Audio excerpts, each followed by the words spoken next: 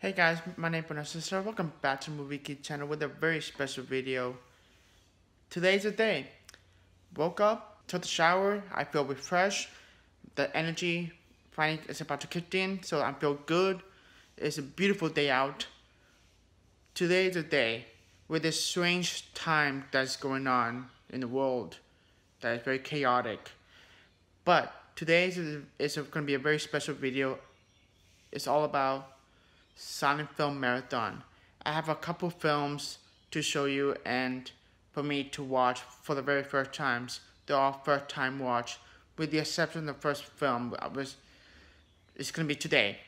So what this video is gonna be day by day, not like a 24-hour movie marathon, which I took an all-nighter, which I did long ago. I'm not gonna do that. I'm not gonna stay up all night. I decided to break it into days, into a couple films each day. It will make a lot easier for me and make it easier to edit the video as well. I don't know how long this video is gonna be, but silent film is possibly one of my favorite era in any film history. I love that era. I love the films, the pure imagination and the creativity they go through. It's just remarkable and just very different times than what it is right now with the whole film history like today. How the technology evolves over the years from the 20s to 30s, the 40s, the 50s to modern era, and how different the time is, how unique it is, how how creative, how imaginative, how different it was back then. No CGI, no big special effects, green screen. It's all practical. It's all in there, and it's just I love 20s era, especially the silent era. I just love it. It's just so different, so unique, and it's just I cannot wait to start this marathon. So day one. It is currently 9:19 and it's Thursday, July 2nd. Can't believe July, holy smokes. And this is day one, officially day one. Let's get into the couch and let's start with the first film. I'm very excited. Oh my god, okay. I have my silent film pal sitting in the couch. So I'm on the couch. I got the menu on. So the first film will be George Méliès's 1902, A Trip to the Moon, released by Flicker Alley. This is a wonderful, wonderful Blu-ray release. I just got this, not cheap at all, but if you recognize the name named George Méliès, you might recognize from him in Hugo, started by Martin Scorsese, played by Sir Ben Kingsley. Hugo is a very nice companion piece to this film, like a film history lesson about the man himself, the struggles that he had been through. This film is a granddaddy of all film, basically. Without this film, what it have been today as film. This is pure imagination, pure creativity, full on passion. You can tell this movie has a sense of passion that there's storytellers, and yeah. I have seen this movie multiple times on YouTube with a low quality. This time I finally have on Blu-ray in physical media. Fun fact: in one of my film classes, we talk about silent film era, and we talk about this little film called Trip to the Moon, and the professor wanted to write on an essay about it, about what the sense of formalism, realism, and I forgot what the third one was. Stupid me, but it was one of my best essays. I love that essay. I put my heart and soul in the essay because I love silent film era. Yeah, it's just this is a 15 minutes. This is a really short film, 15 minutes. So what a great way to start this marathon by watching A Trip to the Moon, the granddaddy of all from the silent film era. There's some previous before this movie was the Lumiere brothers. There's a whole history of that. But let's get started. I'm on my couch, beautiful day. Let's get started with my first film of this marathon. That is A Trip to the Moon. So let's get right to it. I'm very excited, very, very excited.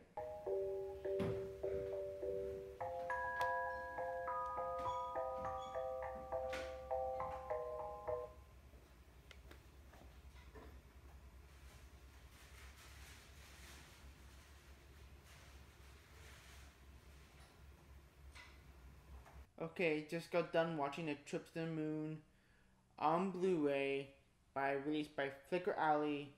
Beautiful cover art, love it.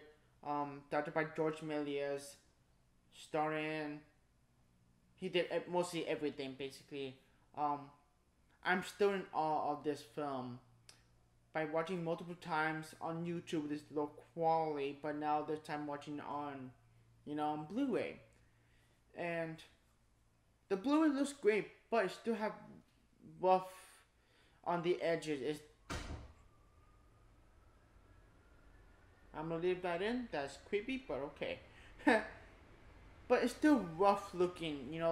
The film reel doesn't look clear as other silent films from later on.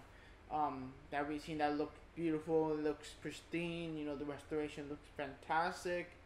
This one has still rough on the edges.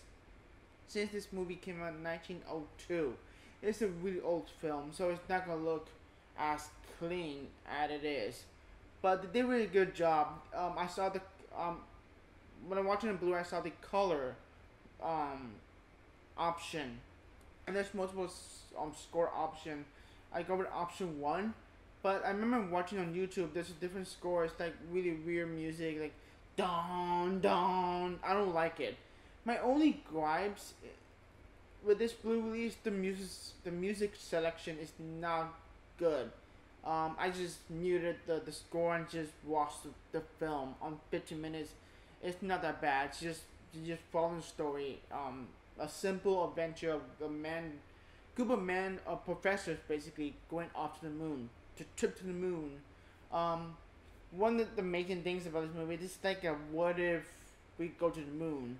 And this is before, it's crazy how the time in the era they're in the 1902s, what if the moon, like what if we go to the moon? It's just a fascinating topic to talk about. And then years later, Fritz Lang made a film called Woman in the Moon with a similar topic that they go to the moon. It's kind of like the theory had been come fruition in the 60s, and like man did actually go to the moon, which is crazy. This is obviously a fantasy type take on the trip to the moon. It's a very different type of movie. It's full of imagination, full of creativity, and just there's storytellers. They want to tell a story about a group of men going on an adventure and the trip to the moon, and just the beautiful production design, the background, the painting background looks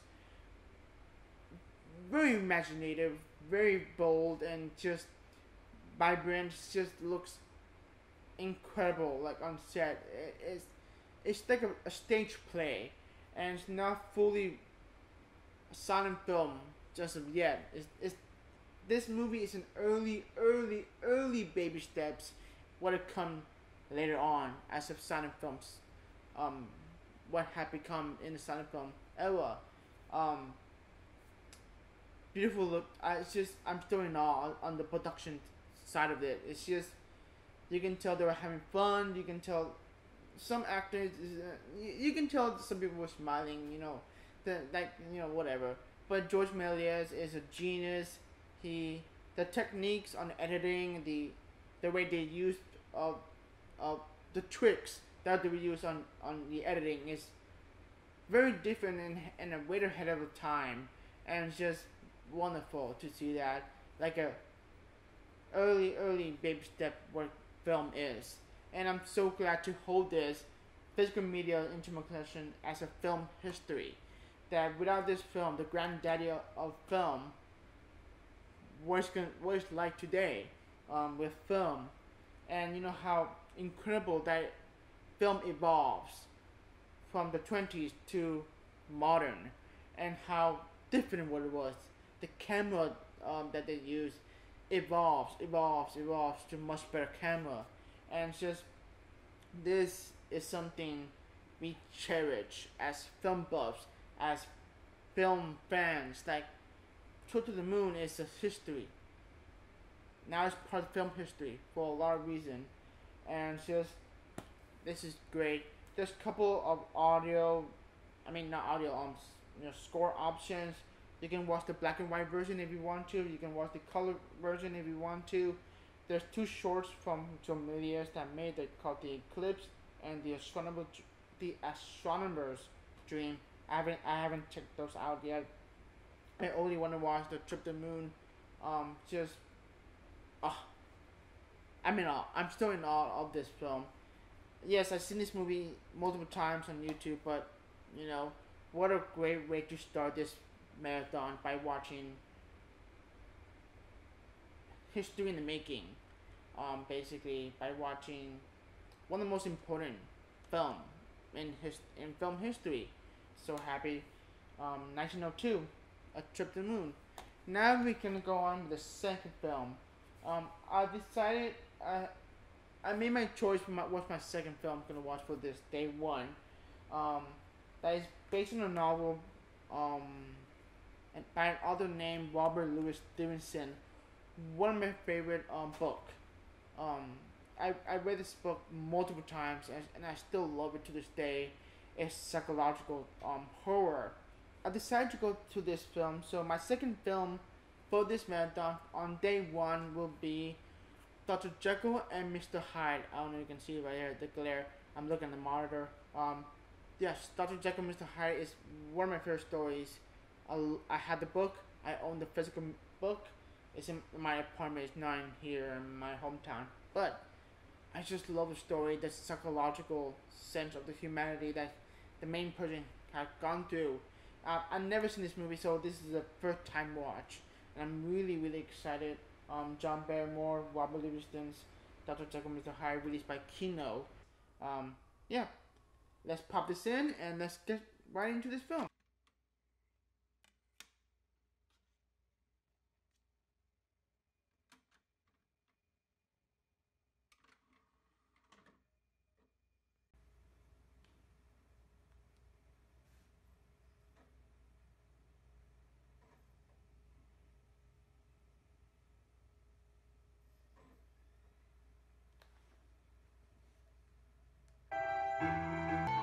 Hey guys, I'm about the 20 minutes mark on Dr. Jekyll and Mr. Hyde.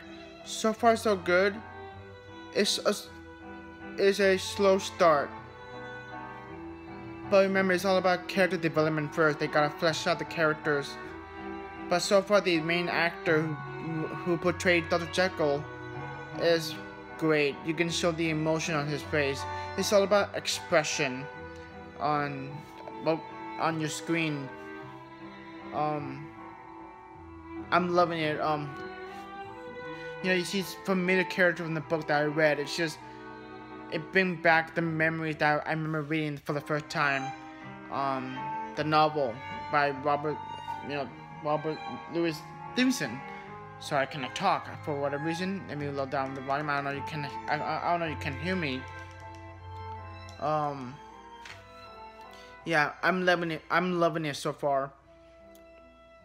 It's all about setup. That's I don't mind that at all. It's all about, you know, when you start a film, it's all about setup and what's gonna happen after that. And it's just so far slow, but it's good slow. It's not bad slow. Like I'm dozing off. No, it's just it's a good slow to flesh out the characters, especially the main character, Dr. Jekyll. What so far we see. Okay, I'll get back to you when I finish the movie.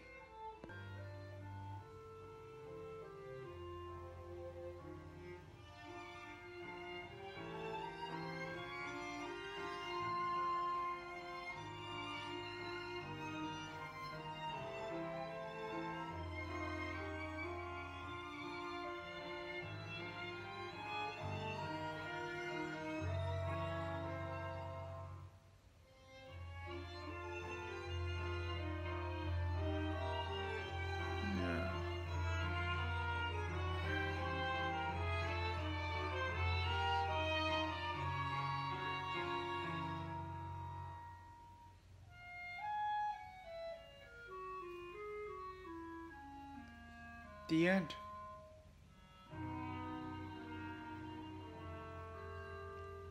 The end. I just decided to show you my reaction and the final part of the movie. I loved it. I loved it. Let me pause this.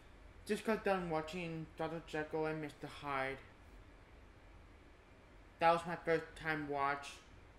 There was other different adaptations to Dr. Jekyll and Mr. Hyde. This is one of the first in 1920 when this film came out.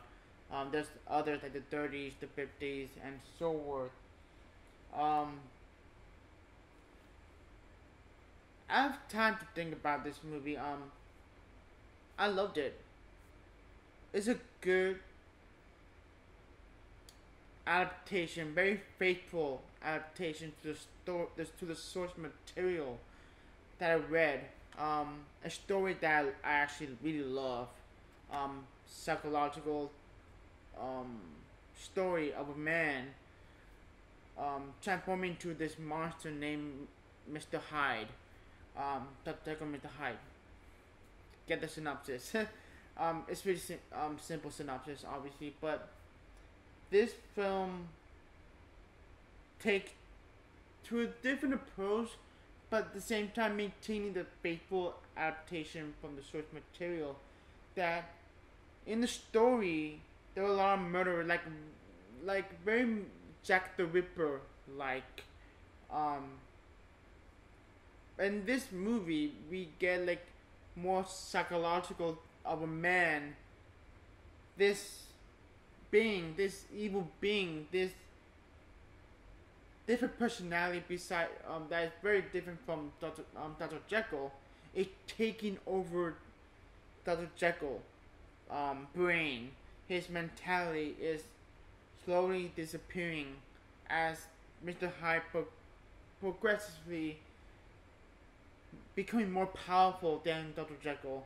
And I love that aspect in the movie, especially that final act of the film when Dr. Jekyll becomes more scared, more weak, because Mr. Hyde is taking over his entire brain and becoming the new persona that Dr. Jekyll is erasing, slowly declining. That Dr. Jekyll will be no longer exist.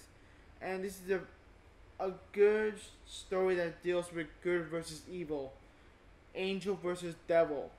That's what the main plot of the movie is good versus evil. And John Barrymore gives an excellent performance playing two different characters, playing Dr. Jekyll and Mr. Hyde. And that transformation scene in the movie, that's where the story begins. That's where the plot has thickened. The first act, 30 all the way to 30 minutes of the film, it's a good start, but it's a slow start. But it's mostly character development. They're trying to flesh out the characters first, and then we go into the main story. And I really like that aspect of that, because I really want, to know the character first before we go to the story. But until the transformation scene began, I'm like, here we go, let's do this. John Barrymore, like I said, gives her an excellent performance. Actually, I should hold up the physical copy of this. I loved it. I loved the acting. It's all about the expression that John Barrymore gives on screen. The moment that she's scared, this moment that she's afraid, the moments of happiness, the moments of him thinking, is very expressive, very kind of remind me of the Cabinet of Dr. Caligari, because that's very German expressionist. This is all about the facial features that John Barrymore portrayed as Dr. Jekyll, especially Mr. Hyde, because he's using different features that portray Mr. Hyde, that he's a very different human being, very different look. And that makeup effect of Dr. Jekyll, not Dr. Jekyll, my bad, Mr. Hyde, it's excellent. creepy performance, very well executed. It's just the way they use the lighting on that, showing up how creepy Mr. Hyde is, give me chills. I love the ending. The ending of the film is like it's a very character study that what Dr. Jekyll has been gone through, that he wanted to cure. He wanted to be Dr. Jekyll again, not Mr. Hyde, because Mr. Hyde is taking over him. It's a powerful moment for him, that the realization that Mr. Hyde has won the battle, that he has taken over him. Is the good versus evil situation going for the story. And I remember in high school, I believe I was in 11th grade, that one of the English teachers assigned us book report, and I decided to choose Dr. Jekyll and Mr. Hyde. I read it and I just fell in love with the story. It's a mystery. The story is very difficult. It is the same similarity that there's mystery aspect in the movie, but the book is heavily, very heavily on mystery. The music that they was used in Dr. Jekyll and Mr. Hyde, especially the third act of the movie, the music gives you. It gets to me like where I feel kind of sad, and you feel for Dr. Jekyll, that his life is falling apart basically in the third act. It's just the music is very. It's another great example about music is a character that it fits to the story, and the way they use the music for the perfect timing when Dr. Jekyll, struggle that his soul is taken over by Mr. Hyde. You feel for him. You feel sad for him. Yeah, I really enjoyed it. I'm glad I finally got around watching it. Now I'm really curious what the other adaptation to the film from the 30s and the 50s. There are other different adaptations from Dr. Jekyll and Mr. Hyde. This is the silent. Yeah, I'm glad I finally watched it. Yeah. I have nothing to say. I'm really just happy I finally got around watching this for the first time on Blu-ray by Kino, and just at the moment I'm trying to figure out what's my next film for me to watch for on day one.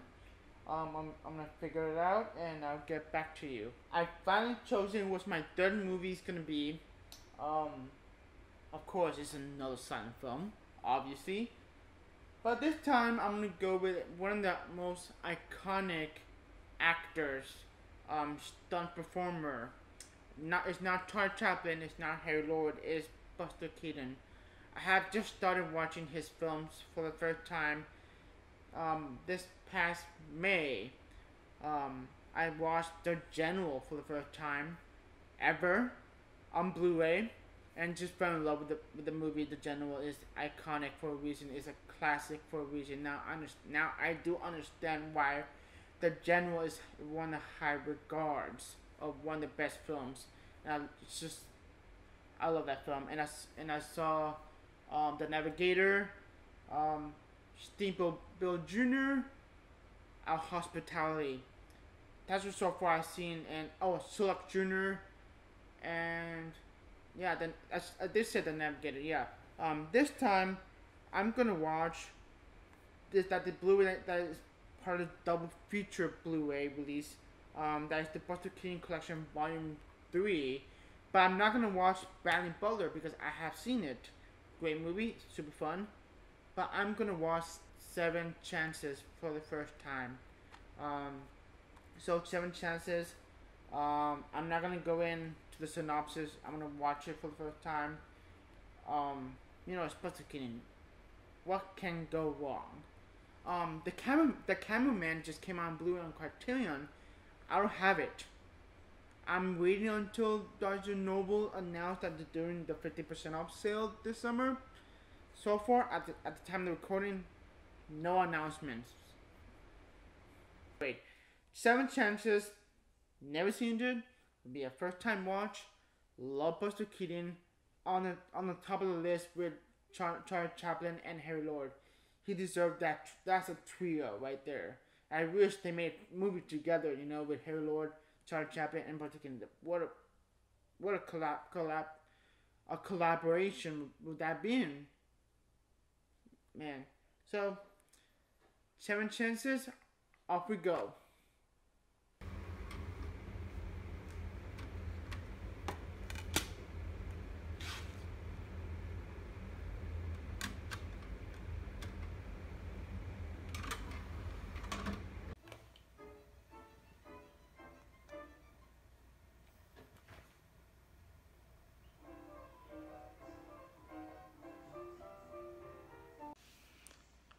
Before I continue watching the movie, I'm really confused.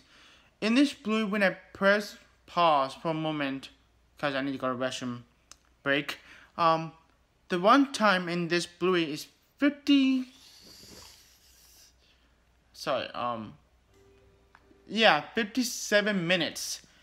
Almost an hour. But yesterday when I researched, it was an hour and 37 minutes. I don't know what that is. Maybe there's an extra film after 7 chances. I'm not sure. I'm gonna look for that. But that was really strange because I thought it was an hour 37 minutes, but 57 minutes. On to the movie.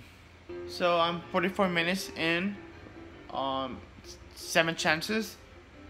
I'm about to finish. We're in the climax of the movie. I'm really enjoying it.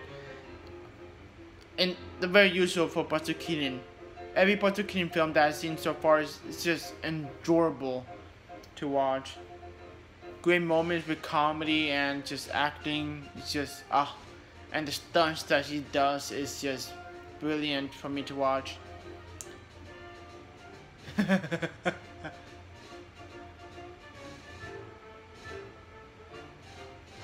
Oh no. Oh, that's funny. Oh. I will say one of my major gripes in this movie was just it's important to know that right now, during current time that we live in, the Black Lives Matter, which has been crazy, but what's going on. In this film, we have an actor, I believe is blackface. I kind of cringe on that, It was the time, it was a different time, but, they'll never do that today at all. But it was that time, it was a different time. It's like, I kind of accepted it, but at the same time, it's like, I cringe that there's an actor who play an African American character on blackface, a white actor on, it is what it is. But it's like, I'm not gonna get into that politics, all that stuff. It's just, I'm here to talk about movies. That's great. The usual, he's doing his stunts right there.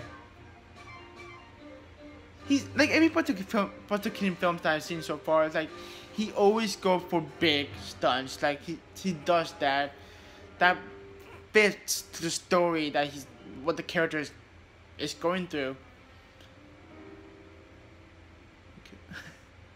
No, you didn't. Well, I'll get back to you when I finish this movie. I just finished watching 7 Chances. I'm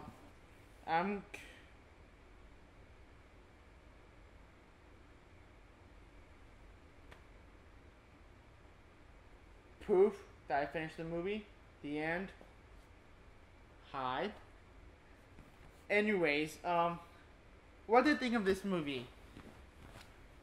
Not my favorite out of all the Buster Keaton films that I've seen so far. Obviously, this movie did not top, the General, Hospitality, Steamboat Bill Jr., the big three, But it's still very enjoyable, and I had a great time watching it. It's a very simple story about a man who played by Buster Keaton, received a will, basically like a will of a specific thing to do, that if you want to receive this amount of money, you gotta be married when you're 27 years old by 7 o'clock p.m. So it was a waste of against time. Him trying to find, actually him wanting to marry the girl that he really, really likes, named Mary. But she didn't quite understand. They had an argument, and there's this, and a bunch of teen character trying to find different women trying to get married. They all say no, and they all laugh at him and all that, and the whole crazy journey begins. Basically, trying to get married before that 7 o'clock p.m. ticked in, and I had a great time. Really, really enjoyed it. Not my favorite of the Buster Keaton films, but I really, really enjoyed it. I had a great time. I've been repeating it again and again, but whatever. Man, still a beautiful day. Anyways, yeah, there's a lot of great moments, a lot of great shots. Just a beautiful looking film. The transfer on the Blu-ray looks fantastic.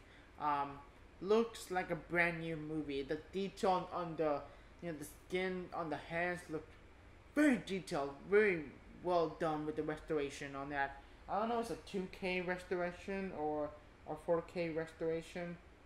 It doesn't say. Yeah, basically the synopsis what that tell you is Buster gets word that if he can be married by 7 o'clock that evening, he will inherit $7 million. When his sweetheart, his the girl that he likes, his girlfriend, refuses. He proposed to everyone in skirts, including a Scotsman, but hope for stills. It's like, yeah, it's a great, simple synopsis, but it executed very well. And I would like to say, like, there's some couple great moments here and there, just great laughs.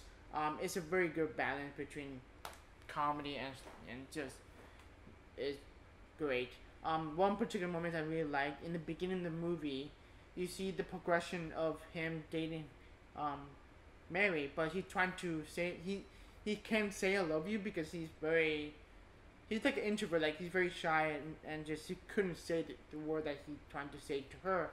And you see the puppy, the dog, the puppy, like, and each scene is like 3 scenes. Each scene go by, you see the puppy grows into a dog and into a bigger dog, the same dog. And I thought that was great editing, time jump, if you will. And another great moment when Buster swim really fast to the lake, and as he got out of the lake, when he continued to run to get to Mary's house, the turtle was left hanging on his thigh, and he's like, oh my god, then he just throw it away. I thought that was funny. And a great moment when it's a great shot of Buster walking to the driveway, and you see this crowds of women trying to get to him and to follow him. It's just a great shot and beautiful shot. Just you wouldn't see that today. Today we see like CGI. It is what it is. But back then it's just awesome. Big, exciting. It's a really fun movie. I really enjoy it. There's another great moment. Obviously he does stunts. He just like Tom Cruise. Like that Tom Cruise of that time. He was hanging on this crane, and he was just hanging. It's just so cool to see that. Like, like Buster Keaton is so great on his stunts. He can act, he can do stunts, he can direct, he can write. He's all that one man show basically. Buster Keaton is wonderful. And Seven Chances, not my favorite Buster Keaton film, but I really, really enjoyed it. I had a fun time. I'm glad. 3 movies for day 1. Really cool. So, I guess that's the end of day 1. See you tomorrow. But right now is 5 seconds. Welcome to day 2 of this marathon.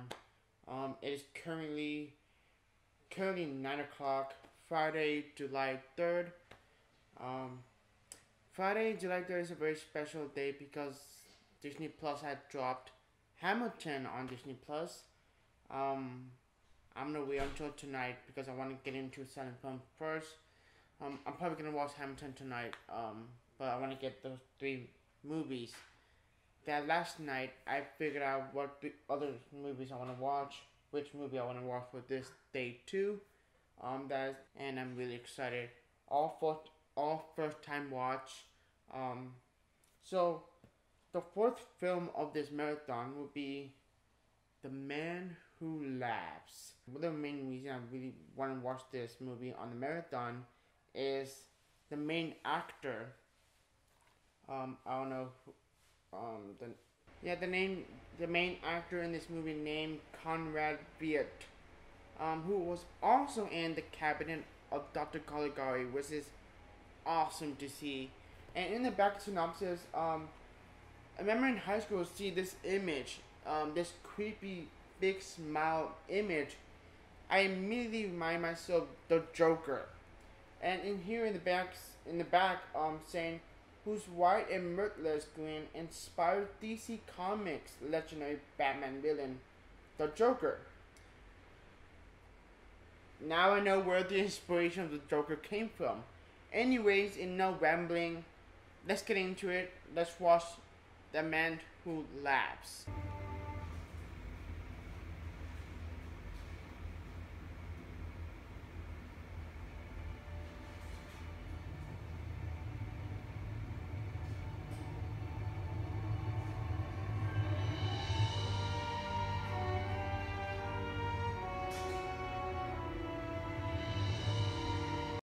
Just got done watching The Man Who Laughs, directed by Paul Lenny, starring Conrad Viet and Mary Philpin. Wow, wow, what a journey this movie has gone through, especially with the main character. As soon the movie stars, I was glued to the screen. I was glued to the character journey that this poor man's life had gone through, being laughed at, that he's very insecure about his face, that he keeps laughing even though he was not laughing. He just can't stop laughing with this creepy big smile on his face. What a performance! I was glued to this character. This actor made me care about him, what he had gone through. I feel sad for him. I feel wanting him to have hope. What a wonderful performance by a wonderful actor. Brilliant acting, and the relationship between his very close relationship with Dia, played by Mary Philpin. Just a great chemistry right there, and it's just immediately that you invested it into them. That I was rooting for him to have a great life. The ending gives you a very satisfying ending, and it's just this movie is all about acting. The emotion that they use is on this film, whether they're sad, happy, angry, you just feel for him. You just feel the emotion that he is having. This is great. Great film. He's an outsider, and I feel for him. You know, like he wants to be loved. He wants to be cared. Yes, he had this group of people that respect him as like part as a family with Dia, and I forgot the other man. He's kind of the showrunner. You can tell that they care about each other, that they're a family, and just a great performance. It's all about character. This movie is all about character study. Portray the emotion that they're given, that we feel for him, do we cared about him. It's great. It is currently 11 o'clock a.m. Wow. It's an hour and 50 minutes. I don't feel that it fly by really quick. I thought this movie gonna be a slow burner. Nope. I was into the story. I was glued to the screen, caring about these characters and what the journey takes on him, and just you can tell the director Paul Lenny cared about this source material that was based on Victor Hugo novel, and you can tell he's very respectful to the source material and respectful to the character that is coming to life. Cinematography, the way the shots was used is very well utilized, and the transfer in this is the Flickr Alley Blu-ray release, just like A Trip of the Moon. This just came out a couple of months ago. 2018, 2019 the 2019 Blu-ray release is remastered in 4K, and it looks stunning on Blu-ray. Looks like a brand new film. They cleaned it up really well. You can see the detail on their face, the skin, the hand, everything. It looks prestigious. What a wonderful film that makes me care about the characters. On to the next film that I'm going to watch. Yeah, let's go on this one. An excellent director named F.W. Murnau. You know, Nosferatu, Sunrise, Taboo, which I've not seen. I need to check that out. Excellent director. It's The Last Laugh.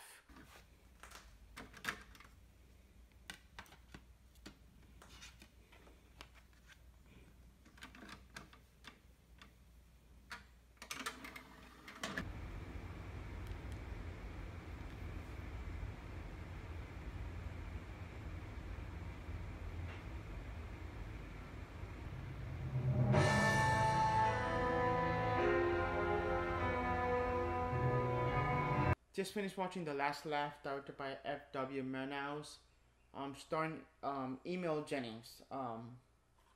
What do you think of it? Wow. All I can say is the acting on Emil Jennings playing this man. So basically, what this story goes, it goes an ordinary, everyday man, love his job as a doorman. He's a very happy, good, he has a great life, basically. He loves his job. He loves helping people. He's very happy with his life. He have a great reputation for it. He loved this job, basically. And then one day, I believe it's the boss or a manager, either of those two, decided to retire as a doorman and then transfer to another job. It's a different job as a it's kind of like a janitor job as in the restroom, for men restroom, and that's where his life crumbles. That's where his life is falling apart, and he's getting depressed every day goes by, and think about his job that he just lost. And the direction of this movie is expertly done. Just it's all about the character, what he's been doing, and what his life had become. He's worrying about his reputation that is going to be destroyed. He misses his old job that he loves, and he's going crazy. He's going depressed. He's getting more sadder every time. He's becoming more weak. Ever we continue to seeing him going through, and it's a great character to analyze what's going on with his facial expression that he has. He's becoming more weak, fatally. Like he's not the same man that he was when he was a doorman. That he loved the first job that he was. He used to be a goody, joyful man, very grateful and blessed man. Until he losing that job, he's becoming different man than that he was in the first place. He's depressed now. Like he's going through. He doesn't want to lose his reputation. When Emil Jennings gives a powerful performance of his life start to decline, and just happiness has gone away from him. That depression had taken over him. FW Manal is an excellent director. The direction is all had the sense of realism. Realism is what it has in this film. It's a great film. It is a great, remarkable performance and a great film with a simple story, but it's like it is executed really well. What this main character has been through. It's all about the performance. It's all about that great actor that Emil Jennings portrayed, and it is wonderfully done with great direction, and the editing technique that is used is wonderful. It brings me a big smile on my face just to see a great editing technique that I was watching. Like, ooh, they go fade in and fade out. It's like they use multiple opacity shots into that one shot. And it's a great editing technique that they used on this. Wow, what a movie! What a roller coaster of emotions, from happiness to sad. And the ending is a downer, but it makes sense for the story what she's been through. And just great movie. Now the last film for this day for the day on day 2, that is still sealed. I need to open this. That is Shooting Stars. I'm excited. So Luke Ryan, RazorwireReviews, link below. He did a silent film marathon as well. I love his videos. If you're watching it, what's up? He did talk about Shooting Stars, and that's how I got intrigued by it. And that's why I was like, oh, I hope there's a Blu-ray in the United States.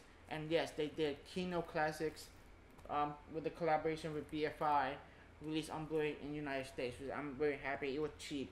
So I'm like, I had to get it. And I bought it on Amazon. I haven't opened it. Yeah, I'm really excited. Yeah, let's get into this.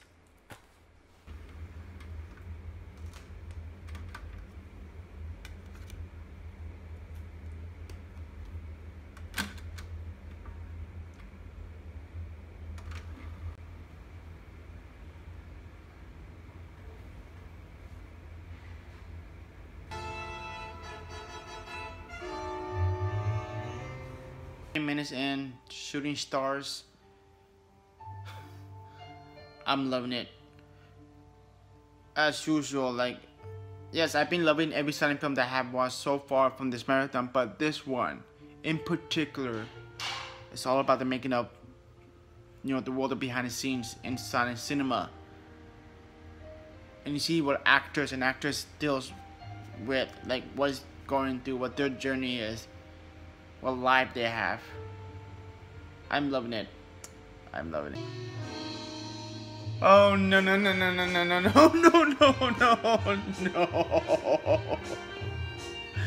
Oh no.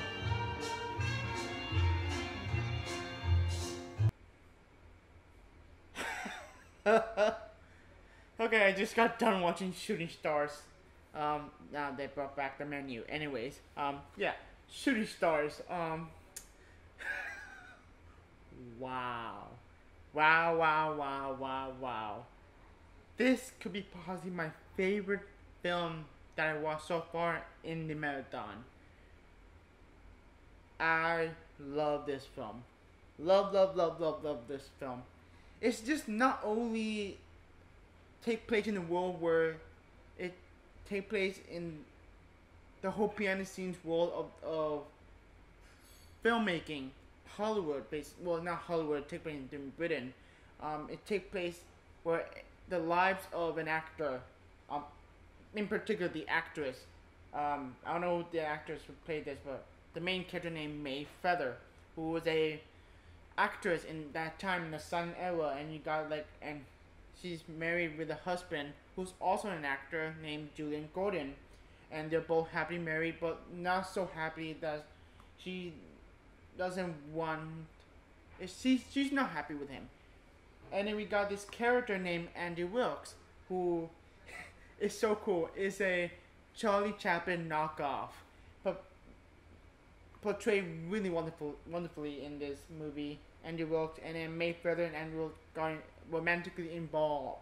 So she's cheating her husband basically, and that's still going on in their lives. And this movie is brilliant.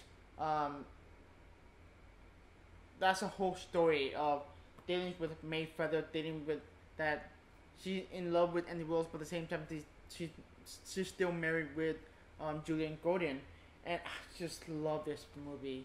Oh my god, I was glued to the screen, and as soon as Andy Wilkes showed up, I'm like, oh my god, it gave me the big smile on my face because I love Charlie Chaplin, Buster Keaton, Harry Lord, that type of the persona, and he played wonderfully in this movie, and just the editing is brilliant, the directing is brilliant, the camera movements, oh my god, there's so many pan to the left, to the right, to the forward, up, it's just beautiful, the way they use the camera movements in this movie, wonderful. I loved it. I cannot wait to revisit this in the future, and just I loved it. And I will say this: the ending of the film, the third act of the film, the situation that Mayfeather had to deal with, when Julian Gordon found out that she is dating Andy Wilkes at the same time that you're married with Julianne, so oh my god, you just cheat on me, blah, blah, blah. You know, they had an argument. Well, not argument, it's like a very quiet argument, but whatever. And then the third act, that they have to go work together because they're in the film together, and just the situation they're in this third act is just brilliant. The third act of the film is brilliant, freaking brilliant. Love the third act. Sorry about that. Yeah, the ending once again is brilliant. I love the editing on the ending. Oh my god, the editing is very crucial in this movie, especially the third act of the film. Anyways, one of my favorite scenes in this movie is when Julian Gordon went to the movies and watching the film that he's on, and he's just, you know, smiling like, oh my god. He's looking at the audiences, like they're all cheering for the character that Julian Gordon plays as while watching the film that he's in. And you know, I love that. I just love that so much. And it just brings me a big smile on my face because I love that. And that made me miss movie theaters in the current world that we lived in. But whatever. Yeah, this is great. The music is wonderful. I loved it. Yeah, I'm happy. So that is it for day 2. This is the last film for day 2. I'm really excited for day 3 because day 3 I only have 2 more films left for this marathon. Sadly, I'm not gonna watch The Cameraman because I don't have that physically, and I don't have that on Blu-ray because it did come out on Blu-ray, but Barnes & Noble hasn't announced the 50% off sale. Maybe I'll do a bonus video, a separate movie night, just for The Cameraman, because I really do want to watch that. Maybe it'll be like an epilogue, you know, video. Anyways, that is it for day 2. I'm excited for tomorrow, so awesome. Day 2, what a great day, beautiful day. Yeah, now I can watch Hamilton, okay? This is day 3, currently 9:21 a.m. It is a Saturday, July 4th. Happy 4th of July. Again, another beautiful day out there today. The next film I'm gonna watch is Silent Film Marathon. I do not currently have the physical media in my possession right now. It is back in my apartment, back in San Antonio, Texas, 4 hours away from here, to my hometown, which I am currently at during this whole lockdown. So what I did before the whole lockdown went crazy, I took some movies with me, and one of them is included for this today, day 3 Silent Film Marathon. I'm gonna take it out. It is directed by Chris Lang, one of my favorite silent directors. Just an incredible director with great vision, and the film I'm going to watch is, let me see, I have my monitor, is Spies or Spionate. Yeah, super excited. Yeah, let's pop this in. So let's get started for day 3.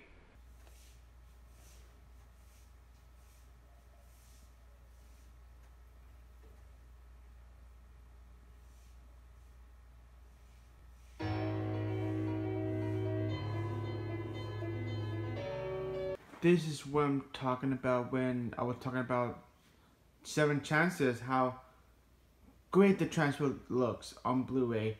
Look at that from Spies for an example. Look at that fingerprints. That attention of detail right there.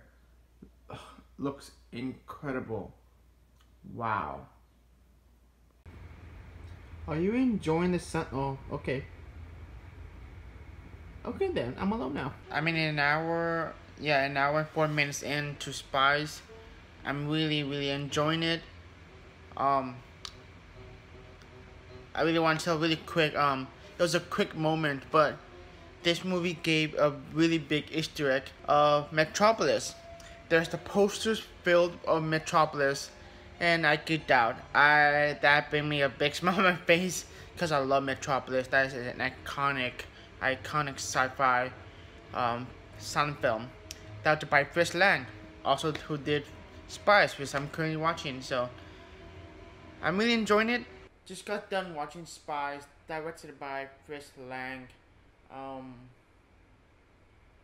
What they're thinking of it? Well, it's really good, really enjoyable. I really enjoyed it from the beginning to end. One of the great things, like, as soon as the movie starts, they're not wasting our times. They just go by, get to the point, and just, it's fast, it's exciting, it gives you all the, I would say, all the information out of the way to show what's going on in the story that will be on forward, and what is the concept of this movie is. And Chris Lang used that really expertly done, showcasing the information and move on and go on to the characters and the story that will be following. And that's a great thing about Chris Lang as a director. He understands storytelling. He understands fleshing out the characters. He understands the setup and the payoff. And that's the case from here for Spies and all the movies that I've seen from him so far. Some fantastic set designs and the execution with the script, the story into live action, and how it is set up is beautifully done. And I just grew to the character of a agent. I forgot the number, 316, something like that. We're following him in the case of this man who is evil, basically. His story, and just I really enjoyed it. As a spy thriller espionage movie, is highly enjoyable, and I love the fact that Chris Lang did everything basically with the genre type films. He did fantasy, he did sci-fi, he did drama / sci-fi, he did action, he did spy, thriller, espionage. He did everything basically, every kind of genre that he had done in his silent era to the 30s and the 40s and the 50s and the 60s. What a brilliant director. I love him as a director. He's really close to Akira Kurosawa as my favorite director, that is not living anymore. Sadly, he's no longer with us. Yeah, the characters, and I will say that I get out when some of the actors I recognize. I'm like, oh my god, I recognize you from this movie. Oh my god, I recognize you from that movie. And I should realize the 3 actors in this movie, 3 of them were in Woman in the Moon. One of my favorite Chris Lang movies, my number 1 favorite Chris Lang movie. They're in Woman in the Moon. This came out in 1928, so 1929 we get Woman in the Moon. So Chris Lang cast them again for Woman in the Moon. I thought that was awesome. Just it's so cool to see them again.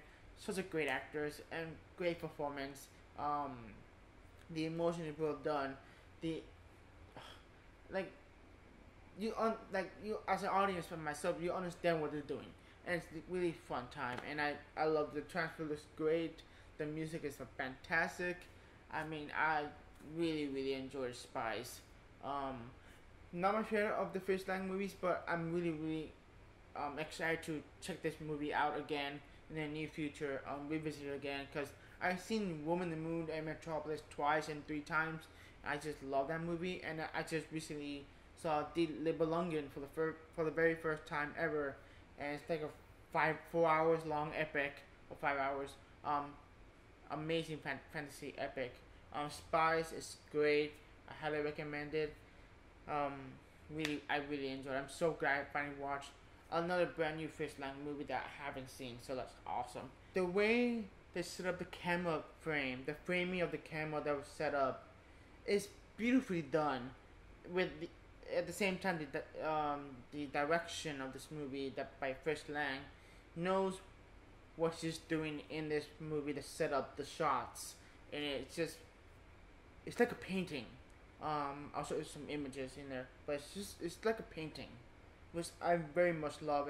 Now the next film, this is the very last film for this marathon.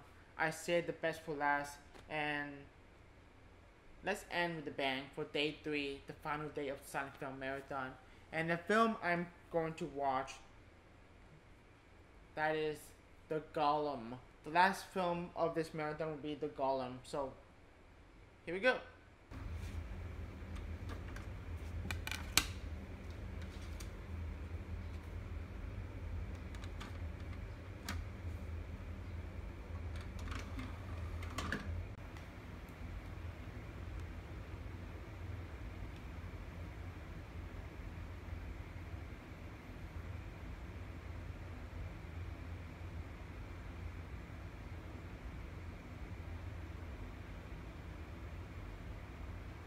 Just got done watching The Golem, my final film for this marathon. The silent film marathon has come to an end. Great movie. I really enjoyed it, and the main reason I really enjoyed it is like it tells a story of it, very much like a folk tale story about this Jewish man who created this entity, well, not an entity, but created this golem made of rocks, made of stones, and he, using magic, sorcery, come to life. And he's like a savior in a way that people see him, that he saved us. And what a great story. It's just a fantasy-like story set in the realism world. But really enjoyed it. I just love the costume, the makeup effect, the makeup, and on the golem character. Very well designed, and very well that it does fit into the setting that it was. It doesn't take out of the screen. That when he come to life, when he's about to come to life, the golem, I was like, whoa, this is amazing. You know, there's awesome special effects. They use real fire in the circle. They use practical effects on it. It looks great. And another great moment in the movie, in the castle, there was shaking. It's like all about to collapse, and the golem saved the day. And it's a pretty cool shot, and it is a very well made and very well shot as well. And the transfer on this movie looks incredible. There's some rough scenes, but they did their best possible to clean it out, and they really did a great job on that. And just the music is wonderful, the acting is great. I love the ending where the golem is kind of free, and he's hugging this little girl. This little girl trying to give him an apple. I believe it was an apple, or it was a ball to play with, and he just laughed and then carries her. And I thought it was a beautiful moment in the movie. Yeah, I really enjoyed Spectacle. It's really nice little film. I really enjoyed it. I can finally scratch that bucket list of me to watch silent films. There's more silent films for me to watch that I haven't seen, but this is one of them that I've always wanted to see and heard so much about. That Golem is great. I just love it. I'm so glad Kino finally released on Blu-ray. Love that cover. But yeah, great movie. And that is it for the silent film marathon. I watched a total of 1, 2, 3, 4, 5, 6, 7, 8 film on this marathon. Woo! I feel good. It's been spent 3 days, which is really nice. Here's the stack of movies that I watched. I'm looking at the monitor. Sorry about that. Yeah. Am I gonna do this again? Probably not. This is like a one-time thing because it's a perfect timing because I'm gonna lock down. And it's a beautiful day and it's just a perfect times. Awesome. And yeah, I love silent films. I love silent films. So yeah. I hope you enjoyed this video and give a like or subscribe. If this video is long, I'm sorry. I love to talk about movies. And yeah, have a great day and see you.